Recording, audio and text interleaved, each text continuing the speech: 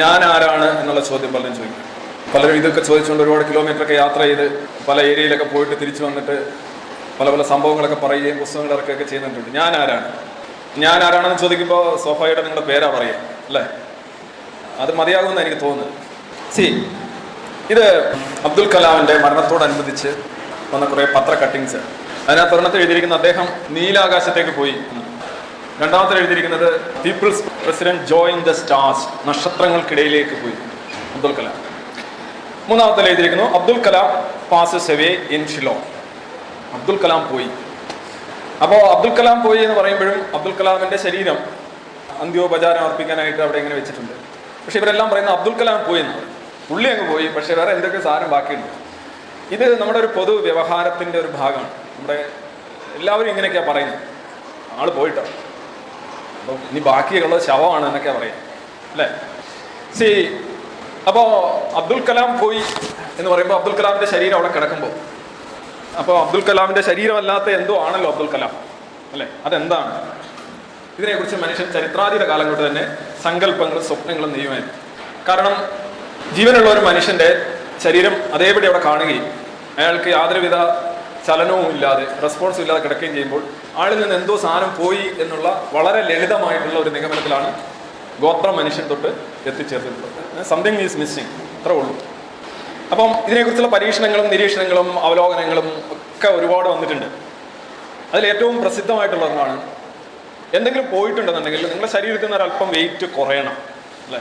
നിങ്ങളുണ്ടായിരുന്ന ഒരു സാധനം, ഇപ്പം എൻ്റെ ഇരിക്കുന്ന പേന നഷ്ടപ്പെട്ടു കഴിഞ്ഞാൽ ഞാൻ ആദ്യം എന്നെ തൂക്കിയിട്ട് ഇത്ര കിലോ കിട്ടുന്നു, രണ്ടാമത് തൂക്കുമ്പോൾ പേനയുടെ വെയിറ്റ് കുറഞ്ഞ് കിട്ടണം. അതാണ് ഒരു സാമാന്യ മര്യാദ. അങ്ങനെ കിട്ടുന്നുണ്ടോ എന്ന് അറിയാനായിട്ടൊരു ഉത്സാഹം പലർക്കും പണ്ടേ ഉണ്ടായിട്ടുണ്ട്. ആത്മാവ് എന്നൊക്കെ പറയും നമ്മൾ, സോൾ, എന്തോ ചൈതന്യം, എന്തൊക്കെ സാധനം. അത് സംബന്ധിച്ച് രസകരമായ ഒരു പരീക്ഷയാണ് 21 ഗ്രാം എക്സ്പെരിമെൻ്റ് എന്നാണ്. 1907 മക്ഡൊഗൽ എന്ന് പറയുന്ന ഒരു ഫിസിഷ്യൻ, USA ഒരു ഫിസിഷ്യനാണ്. പുള്ളി നടത്തിയ പരീക്ഷണം ഇതായിരുന്നു. 6 പേര് അദ്ദേഹത്തിൻ്റെ പേഷ്യൻസിനെ വെച്ചുകൊണ്ട് അദ്ദേഹം അവരെ മരിക്കുന്ന ഉറപ്പുള്ള 6 പേര് അവരെ കൊണ്ടുവന്ന് ഒരു കട്ടിൽ കിടത്തി, വെയിങ് ബാലൻസും അങ്ങനെയൊക്കെയുള്ള കണക്ഷൻസ് ഉള്ള ഒരു കട്ടിലാണ്. 1907 ഏതാണ്ട് 110-111 വർഷത്തിന് മുന്നേ ആണെന്ന് ആലോചിക്കുന്നത്. എന്നിട്ട് ഈ 6 പേരുടെ മരിക്കുന്നതിന് തൊട്ട് മുന്നേ ഉള്ള വെയിറ്റ് എടുത്തതിന് ശേഷം മരിച്ചതിന് ശേഷമുള്ള വെയിറ്റ് എടുത്തു. അപ്പോൾ അതിന് മുന്നേ അദ്ദേഹം ഒരു ഹൈപ്പോത്തസിസ് ഉണ്ടാക്കിയിരുന്നു, ഒരു സാങ്കല്പികമായ ഒരു തത്വം ഉണ്ടാക്കിയിരുന്നു. ഏതാണ്ട് 21 ഗ്രാം ആണ് നമ്മുടെ ആത്മാവിൻ്റെ വെയിറ്റ്. അതാണ് അദ്ദേഹത്തിൻ്റെ ഒരു കണക്കാണത്. ഈ കണക്ക് കിട്ടുമെന്ന് അറിയാനായിട്ടാണ് അദ്ദേഹം പരീക്ഷിക്കുന്നത്. അപ്പോൾ ഈ 6 പേഷ്യൻസിൽ ഒരാൾക്ക് മരിച്ചു കഴിഞ്ഞിട്ട് ഏതാണ്ട് 21 ഗ്രാം നഷ്ടപ്പെടുന്നതായിട്ട് അദ്ദേഹം കണ്ടെത്തി. അത് ന്യൂയോർക്ക് ടൈംസിലൊക്കെ വന്ന വാർത്തയാണ്. ഇത് ഇന്നത്തെ കാലഘട്ടത്തിൽ നിങ്ങൾ അടിച്ചു നോക്കുകയാണെന്നുണ്ടെങ്കിൽ വിക്കിപീഡിയയിലൊക്കെ ഒരു തമാശ പോലെ കാണുന്നൊരു സാധനമാണ്. പക്ഷേ ഇത് നമ്മളുടെ ചരിത്രത്തിൻ്റെ അല്ലെങ്കിൽ സംസ്കാരത്തിൻ്റെ ഗതിയെ ഒരുപാട് സ്വാധീനിച്ച ഒരു പരീക്ഷണമാണ്. കാര്യം ഇതോടനുബന്ധിച്ച് ഒരു പടം ഇറങ്ങിയാണ്, നിങ്ങൾ ഒരു 2003 ഒരു പ്രസിദ്ധ സംവിധായകൻ്റെ ഒരു പടമാണ് 21 ഗ്രാം എന്നുള്ള, 21 ഗ്രാം എന്നുള്ളത്. ഒരുപാട് ഡോക്യുമെൻ്ററീസ് ഇറങ്ങിയിട്ടുണ്ട്, പ്ലേസ് ഇറങ്ങിയിട്ടുണ്ട്. സാഹിത്യത്തിലും അതുപോലെ തന്നെ കലയിലും ഒക്കെ ഇതിൻ്റെ ഒരുപാട് റെപ്രസെൻറ്റേഷൻ. 21 ഗ്രാം, നിങ്ങൾക്ക് എന്താണോ നഷ്ടപ്പെടുന്നത് 21 ഗ്രാം എന്നുള്ളത്. ഈ പരീക്ഷണത്തിന് യഥാർത്ഥത്തിൽ സയൻസിന് മുന്നിൽ യാതൊരു വിലയില്ല. പക്ഷെ അതൊരു വടക്കൻ പാട്ടൊക്കെ എന്ന് പറയുന്ന രീതിയിൽ ഇതിങ്ങനെ പറഞ്ഞു പോകാറുണ്ട്. ഇതിന് ഇദ്ദേഹം ആ പരീക്ഷണത്തിൽ മനുഷ്യരുടെ 6 പേരുടെ നടത്തുന്നതിന് മുമ്പ് നായ്ക്കളെ നടത്തിയിരുന്നു. മരിച്ച നായ്ക്കളെയും മരിക്കുന്നതിന് തൊട്ട് മുന്നേയുള്ള നായ്ക്കളുടെയും വെയിറ്റ് അദ്ദേഹം ഒരുപാടെണ്ണം പരിശോധിച്ചിട്ട് ഒരെണ്ണത്തിലും വെയിറ്റിൽ വ്യത്യാസമില്ല എന്ന് അദ്ദേഹം കണ്ടെത്തി. അപ്പോൾ നായ്ക്കൾ അത്ര പോരാ എന്നാണ് ഈ പുള്ളി കണ്ടെത്തിയത്. അവർക്ക് ആത്മാവിൻ്റെ ഒരു അസ്ഥിരത ഇല്ലായിരിക്കാം ഒരുപക്ഷെ.